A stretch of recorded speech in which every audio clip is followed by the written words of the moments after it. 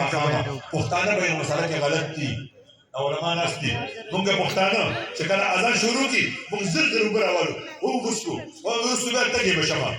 اذان یې ختم کړي دا خدای جنتی کا اذان د سبا په ټیم کې کیږي روزه شروع شوی دا په اذان باندې روزه ماتوي په اذان باندې روزه بندوي په سبا به روزه بندوي په ماښام راتلو به روزه بندوي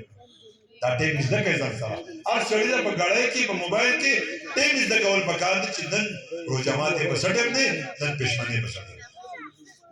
دا د عوام روزه ده د خواص روزه څه دوی غیبت باندې کوي چوغلی باندې کوي وختان باندې کوي څکا باندې کوي کریم بورډ باندې کوي پتا سو روزه ماتيږي په فیسبوک روزه ماتيږي په انټرنیټ روزه ماتيږي علماء ناس په دې روزه ماتيږي او د پیښور غیرتمن مسلمانان دیر ورځې دي فیسبوک قضا نو کو یو روزه دی ونني و د روزه هغه برکت یوې میاشت لپاره فیسبوک موبایل بند کړئ هضم وکړئ قرآن کې او احادیثو کې د رمضان مبارک فضایل راغلي دي د ورځې ځان له رحمتونه د شپې ځان له رحمتونه 24 ګنټې کې د دعا د قبلېدو یو ټیم دی علما فرمایي سحرینه علاوه رجماتینه علاوه مانځنه مخکې دعا کوه مانځنه وروسته دعا کوه چې څه ټیم کې د دعا یا د شفاعت ټیم کې دعا کوه هر شپه الله رب الجلال د جهنم نه خلق آزادۍ دعا پکې وکړه الله کو اوس په جهنم کې ما آزاد کړي لس ورځې د رحمت دي لس ورځې د مغفرت دي لس ورځې د اعتاق من النار دي رحمتونه پکې د سمندر وریدي یوولس میاشتو کې د څاڅکي وریدي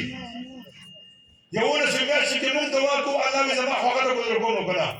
په رمضان مبارک کې الله اسمان د دنیا ته راګرځي سوچته دې زمانه وغواړي راځي چې وغواړو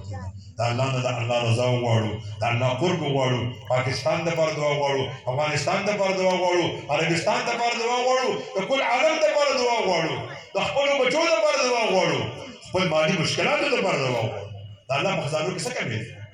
سوچته چې هغه نه وغواړي که نه هغه زه ورکوم خو ما نه څوک وغواړئ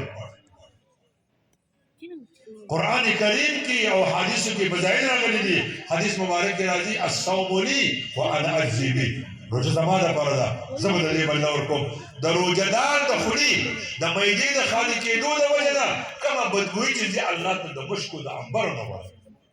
د قیامت په ورځ به الله اواز کوي اين الصائمون روزهدار په کوم ځای کې دي روزهدار به اواز اوچت کړي مونږ یو الله به دې ځای جنت ته دې به جنت ته لاړ شي په هغه دروازه به بل سړی نه ځي